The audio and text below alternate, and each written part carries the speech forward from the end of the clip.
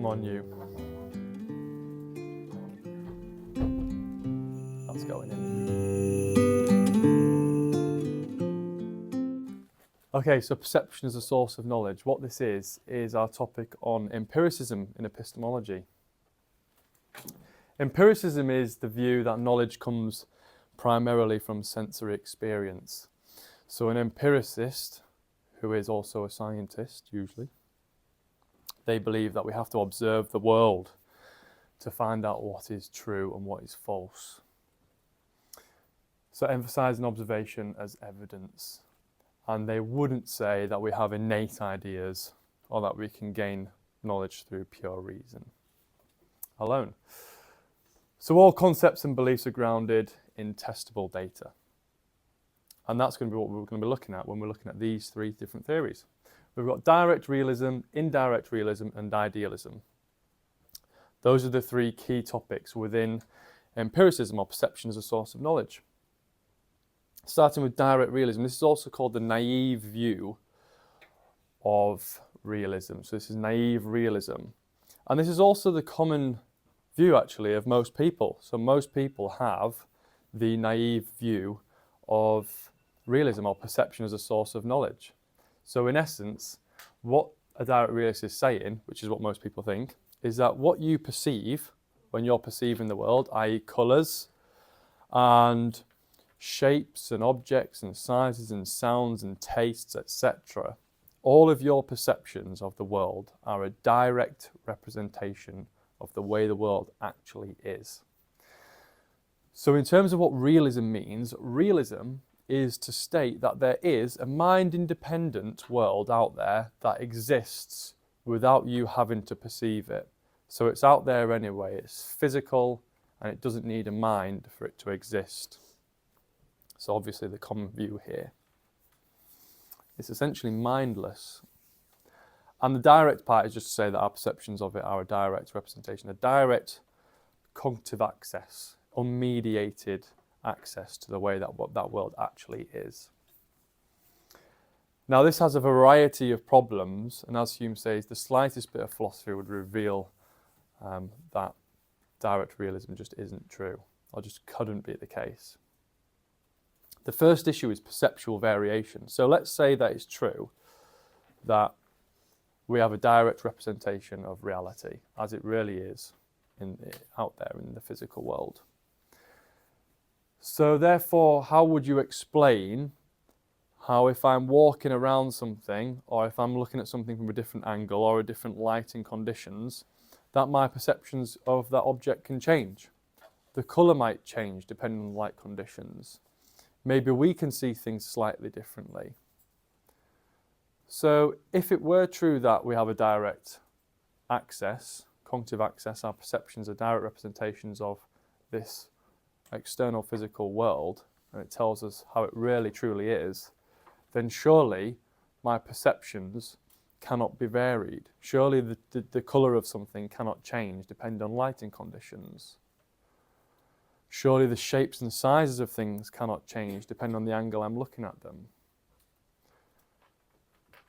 So this is a big problem for direct realism. In a sense, this is the first issue of direct realism. Think about when you're tired. You might have hazy eyes. When you're tired, things might look different to you, appear differently. How does direct realist explain that? So direct realist might reply by saying this isn't actually an issue. They might say that we still have a direct access, or our perceptions are a direct representation of the real world.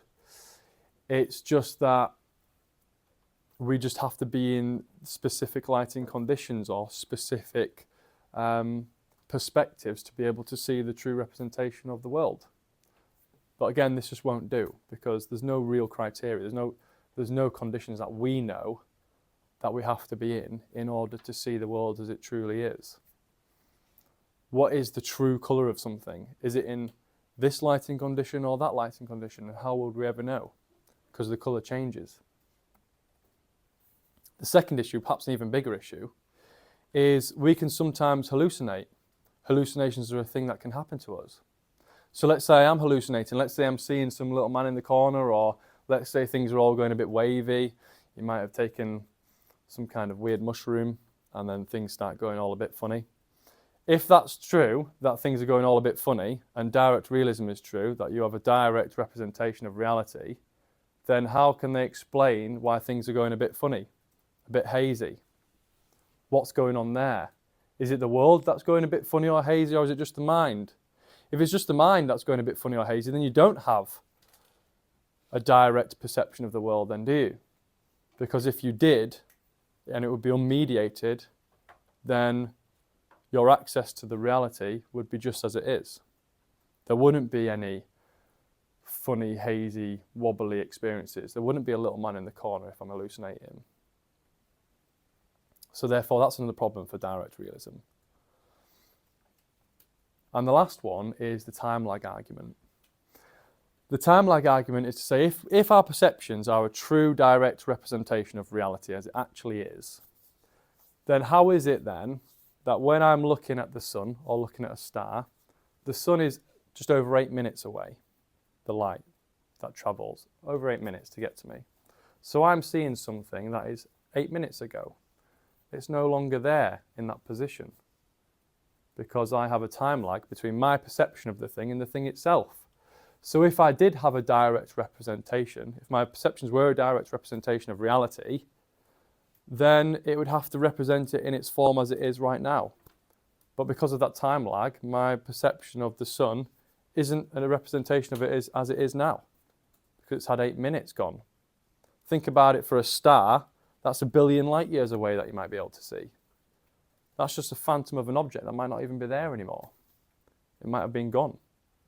So therefore, these are big issues for direct realism, big issues for the idea that our perceptions of reality are true direct representations of reality because of these problems. So therefore, we move into something called indirect realism. This is a slightly more sophisticated view, and perhaps a view that fits modern science. Realism is still in this view, so they still think that there is a mind-independent world out there that exists without your mind having to be there to make it alive, to make it exist. It's physical, doesn't need minds in it, it's mindless. The indirect part is just to say that we perceive this reality, this external world, through what we call sense data. So it's just to say that our perceptions are a construct of this world, and we're only aware, we're only conscious of our own perceptions. Okay? So that's essentially what it's saying. We're not directly aware of the external world. And this is how it would look. So light waves from a tree travel to our eyes. The sense data is all of those things going on in your sensory perception. So it's when the light waves hit the eyes and you get all the synapses and the nerve cells firing away, and that creates your perception of that object. So your perception of the object, what you're actually aware of, your conscious perception, is what's essentially going on in your brain, in your sensory organs, and all of the communication from that to the brain. So then we have what we call the veil of perception. This leads to the veil of perception. The veil of perception is to ask if we're only aware of what our brain is constructing. Okay, if we're only aware of stuff going on here, which is supposed to find its provenance or the source in the actual object, or the light waves hitting the object and going into our eyes and then constructing that perception is what we're aware of. If that is how things work, then there is therefore a veil between our perception of the tree and the tree itself. And that can create all kinds of issues in itself. The first issue is a skepticism, so there's all these skeptical issues, skepticism about the nature of objects in the world. So if my mind is constructing the world, okay, through the light waves, all the business, and then I'm only aware of what my brain or my mind is saying is the case, like watching a computer or watching a screen that's telling me what the world is like rather than seeing it for myself, then how do I know that these representations are actually true of these objects? How do I know that these objects are actually the way that they appear to me in their very nature? What if the table isn't this kind of square thing, or what if it isn't the size that my perception says that it is? So that's a skepticism about whether our perceptions are true representations. A reply to this would be to look at John Locke's primary and secondary qualities. So what John Locke did was he distinguished between primary and secondary qualities of our perceptions. The primary qualities of our perceptions are supposed to be those qualities that do actually represent the true nature of the object. It shows, or supposed to prove, that there is a mind-independent world out there. These perceptions, these primary qualities like size, shape, motion, solidity, extension, these have to be true representations of that. Have to be a representation of how reality actually is. And the argument here is because primary qualities are things that we can talk about. They're objective, they're measurable. We can all agree on them. And they're unchanging. They are as they are. Therefore, they must be true of the world, must be true of this external mind-independent world. They're not just a matter of a construct of the mind. Whereas secondary qualities, these are constructs of the mind. These are mind-dependent qualities. So although they may come from the object, like the light waves of the object or that kind of thing, the constitution of the object may have its source in our secondary qualities. They are just the constructs of the mind. If there were no mind there would be none of these qualities, such as colour, sound, taste, smell, temperature.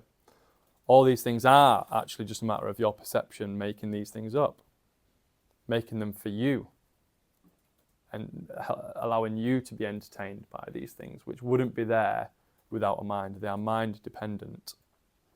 They're not mind-independent things in the real world. So think about colour. If there were no mind, essentially, you wouldn't have that conscious experience, we call it qualia, of the colour of things. It wouldn't really be there. If there were no minds in the world, there wouldn't be colour. That's just something for you, according to this. Same with tastes and smells. That's just your private subjective experience. Of course, it comes from the object, but it is just something that your mind creates. Same with temperature. So here's an issue. People struggle with this whole idea of temperature being a mind construct. It's like, surely something's hot and cold. Well, no, in essence, what's going on there is that feeling of temperature is a subjective thing. It's just a change in the way that the molecules of the object are in their primary qualities. So in essence, what we know about temperature is that it's just the motion or the vibrations of the molecules, the energy within the molecules, that creates something as hotter or colder, depending on how vigorous those vibrations are. And our sense of temperature, this idea of cold and hot, that's just an arbitrary thing where we put the line. Cold and hot to us is just whatever we want, or whatever our perception is going to tell us what is cold and hot. Think about the range of temperatures that there can be in the actual world. But for us, for our perceptions, our perceptions need to tell us what's cold and hot. That matters for us. But in actual essence, what temperature is just motion of particles in the actual mind-independent world. So this leads on to what we call the Molyneax problem. So this was Molyneax's question. A guy called Molyneax who wrote a letter to Locke about this whole primary, secondary qualities business. And essentially what he's getting at here is he asks, well, if there was a blind man, okay? So if a blind man who was born blind, right? So he knows how to sense all the primary qualities of an object like the size and the shape by touch alone, whether it's in motion, all that kind of thing, solidity. If he was miraculously given his sight back, okay, so he's never seen before, but he just now can see, would he instantly be able to recognize the shape, the size, the motion of things if he just saw them for the first time? Of course, he knows by touch what these things are like, but if he just saw them for the first time, would he recognize the primary qualities of them? And the problem for Locke is that Locke thought that no, he wouldn't. Locke thought that actually he would have to make an association between the sight of the things, its shape and size, and how it actually felt. Of course, if you think about how something feels, it's different for you because you've already made that association between how something looks and how something feels because you've done that from birth. But would it be the same for a blind person? How would the touch be for them? Maybe they would have to start making those associations. Now, this gave Berkeley fuel, who Berkeley was an idealist. He didn't believe in indirect realism. He wanted to argue against Locke. This gave him fuel to say that, well, surely then that proves that there isn't such a thing as primary and second qualities. Because one thing that John Locke wanted to say was that the fact that we could feel and see the size and the shape of an object, i.e. we can use multiple senses to get at the size and the shapes of things, must be at least some proof that they are mind-independent things. It's not like colour and smell and taste. Colour and smell and taste are independent, is what John Locke was saying. You might argue if you don't have a smell, you can't taste either. So there is a debate to be had here, and Berkeley thinks that the difference between the size and shape of something, if we have to learn by association, is no more different to the taste and the smell, or the colour and the taste of something. He thinks that none of these qualities are any different. They're all just mind-dependent qualities, is what Berkeley was trying to argue here. And he uses Molyneax's problem in order to argue about that. Just last thing to say about this one is Cockburn came back. He was a contemporary philosopher. He was an enjoyer on this, and he said that ultimately we do know that there are primary qualities of things, because when you see a candle and squeeze it, the fact that your visual perception and your tactile perception of squeezing and seeing the candle being squeezed is perfectly synchronized. That must mean that there is something that is in the world that is objectively true. But again, that doesn't really solve the problem, and that's maybe for you to have a think about. But that's how this argument's gone so far. So issue number 2 is a skepticism about the existence of these objects in the world. So going back to Descartes' cogito ergo sum, I think therefore I am. The only thing he could be certain of, he could question and doubt all of the senses, okay, all these things, whether you're even real. He can't be certain that you're real. There is at least some room for doubt. But the one thing he cannot actually doubt, one thing that is impossible to doubt, is that he is at least a thinking thing that is conscious of what's going on, whether it's real in the way he thinks it is or not. So indirect realism, if it is true that we're only aware of our own perceptions which are constructed in the mind or constructed in the brain, we're not directly aware of the external world, then surely we have a skepticism about whether it even exists, whether it's not just some kind of brain in a vat computer program thing, whether it's not just our minds, whether it's not just the cogito, where it's just us that are thinking things and all of this is just like a big dream. Think about a dream. Think about how real a dream can seem when you're in it. And you have all these colours and primary qualities and secondary qualities going on, but there's no real world out there. It's just a dream world. Now that's this issue with indirect realism. Maybe all of this is just a dream world. Maybe none of this really exists in the way we think it does if we're not directly aware of it. But then you have a few answers to this, and one of the big answers comes from Bertrand Russell, which is just to say that, well, look, there's two options here. Either we think that there is no external world out there, or that there is an external world out there. There's no more evidence for either which one. It's an either or. There's no more evidence to say that there is an external world, and no more evidence to say that there isn't. So you've just got to pick.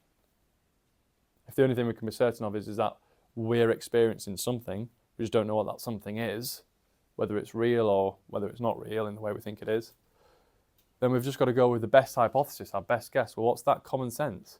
The common sense is that, yes, all of this is real. We're not born into this world looking at each other and wondering from birth whether there is some consciousness there behind the mother's eyes or behind your eyes. We just instantly take it as true, instinctively, intuitively, that everything is real as we see it. So that was what Bertrand Russell said about this whole problem, the skepticism of the existence of this mind-independent world. That, look, what's the best hypothesis? Inference is the best explanation? Abductive argument? Yes, this is real in the way that we think it is. There is a real world out there. Because why think otherwise? What good does that do?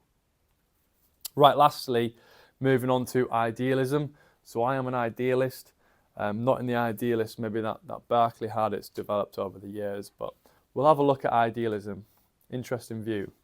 So idealism is the view that reality is fundamentally a mental construct. In the essence, what it's saying is, at its base level, reality emerges from some mind stuff or consciousness, rather than it being this sort of dead, mindless physical stuff in which consciousness emerges from that. It's kind of flipping the view on its head. That actually all this stuff that we think is physical just emerges from mind, from consciousness. So everything we perceive on this particular view that we're going to look at, this it's a nuanced view from Berkeley, is to say that everything we perceive depends on the mind and does not exist independently of it. And we're going to look at some issues. So that's how it kind of looks. So when you see the tree, you're in this mind world, and your perception of the existence of the tree is actually just dependent on your perception of it. And if you wasn't there to perceive the tree, there wouldn't be a tree. It is just there and exists as it's been perceived. Some people link this to simulation theory, like a game. If there were no gaming characters in the game to play the game and do the game, there wouldn't be a game there, been done. It's kind of like the world according to idealism, in some sense. There's lots of different nuanced views of idealism. That's just one of them. So there are a few arguments for this. One of them is the likeness principle, which comes from Berkeley. So this is all coming from George Berkeley, who was a bishop.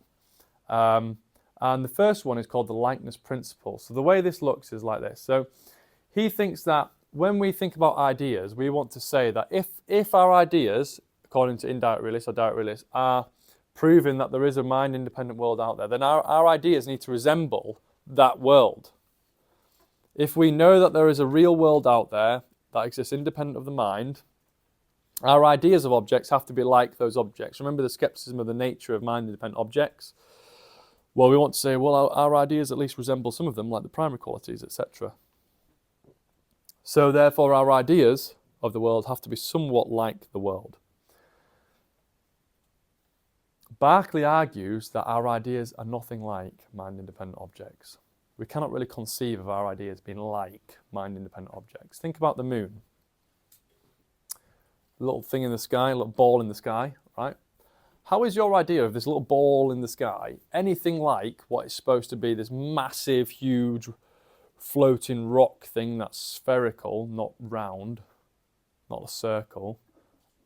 How is our idea of that anything like what it actually is, if we actually got up there? So he thought that there is no argument to say that our ideas can resemble or be anything like the objects themselves. Our ideas take like a snapshot of an object from one angle. It doesn't see the entire object. There's always two sides to the coin. You only see the face-up side. You never see the other side of the coin in all of your perceptions. That's how perception works. And for George Berkeley, this means that ideas are just not like objects themselves, if there are such things as objects. The only things that are like ideas are other ideas. The only thing that's like your idea of the moon or like your idea of the tree is another idea of the moon or another idea of the tree. That's how it works. Secondly, the master argument. So this is another argument. He thought this was his chief argument, the one that really does prove idealism. And the master argument is to invite you to imagine a mind-independent tree out there. So imagine some tree in the most remote forest that you could ever imagine, right? And imagine it being not perceived by anyone. So this unperceived tree. No one's perceiving this tree. It's mind-independent. It's out there. It exists, but no one's perceiving it. So he asks you to conceive of that thing. The problem with that is this. If you start to imagine that tree, to try and conceive of that tree, then you are now perceiving this unperceived tree, this mind-independent tree. So now you have made it such that this mind-independent tree has become mind-dependent because you're the one perceiving it. In essence, what he's saying here is you cannot perceive of an unperceived object because the very act of perceiving it makes it perceived. So therefore, it is impossible to conceive of this mind-independent world and these unperceived mind-independent objects. They always depend on the mind because by conceiving of them, you've made it dependent on your mind. That's how this works. It's kind of like that whole thing that people talk about. It's like if a forest drops in a tree and makes a sound but no one hears it, does it actually make a sound? Kind of links back to that thing. So what issues do we have with idealism? Well, the first one is solipsism. It's a little bit similar to that skepticism about the existence of mind-independent objects. It's basically to say that if all we can be sure of is stuff to do with the mind, we can't be sure of anything out there as mind-independent, everything's dependent on the mind, then that will just lead us to this idea of solipsism. Solipsism is the idea that only your mind exists in this world, like just being in a dream. The dream world is a solipsist world. It's where you're talking to all these people in your dream, but none of them are actually there. There's no consciousness behind those eyes. It's just a figment of your own imagination, figment of your own mind. Idealism might lead us to this problem of solipsism, because the core belief or the core tenet of idealism is that we can only conceive of things as being dependent on our mind. I cannot conceive of anything as being mind independent. Therefore, I cannot conceive of you being independent of my mind. And if I cannot conceive of you being independent of my mind, because I cannot jump into your mind, because it's dependent on my perception, you are dependent on my perception, then it naturally leads to something like solipsism. We're going to look at some ways around this in a minute. The second one is object permanence. So for something to exist, if it's dependent on a mind for it to exist, then how do you explain that if I was to light a candle in this classroom, light a candle, it's going, and then we all exit the classroom, so there's nothing there to perceive that candle anymore, how can I explain in that instance when we've all left, okay, so there's no one to perceive of this candle burning, must go out of existence, how can I explain that when we all come back in it's been burning down? There's some regularity there. It seems like with time that it must have existed burning down. There must have been something going on, but no one was there to perceive it. So how can Berkeley, in his idealism, account for that, account for the fact that objects stay and exist and they're permanent?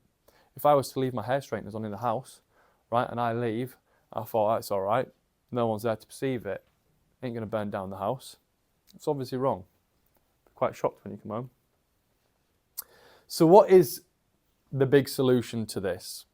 For Berkeley, it's what we call Deus ex machina, God in the machine. Or what this means is inviting God as the saviour of idealism. That's what Deus ex machina means. So in essence, what he's going to say here is, no, it's not just your mind that makes all this work. We're not a solipsist world. It's not just what we have to perceive of the object as humans. In fact, God is the ultimate perceiver. God perceives all of us, makes all things exist. This is all God's mind, all God's mental, conscious world. Really interesting view for the time. And it also links with, although this was the classic theological view, i.e. classical theism, the Abrahamic view of this removed God who is the creator of this world, perceives this world. But it also interweaves with other theological or religious ideas, such as that of the Vedic tradition, Brahman being this cosmic consciousness of all things. So this is how it works, that God is the ultimate perceiver in Berkeley's idealism. However, this just leads us to one big problem, which is why should we accept God to shore up all of these problems? It's sometimes charged as the case that if you have to use God to shore up the issues, then there is some big problem with your theory, because maybe there is no independent reason for us to accept this God. And think about all those problems that we're going to be coming across when we're talking about arguments for God and issues with the existence of God. In that case, all Berkeley's got now is more problems to have to argue around to prove his idealism. Because if God is the only way that he can shore up the problems with object permanence and solipsism, then we've just got more and more issues here to have to deal with.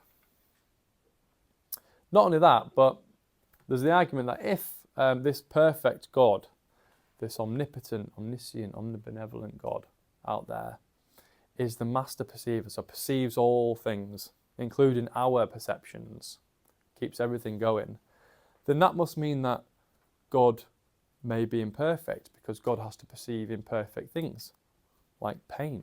God has to be the source of these imperfect things, like pains and evils. And if that's the case, then that undermines God's nature, according to classical theism. So that's another problem that Berkeley is going to have to overcome here. So there you go. That is empiricism in a nutshell, according to the AQA A-level epistemology specification.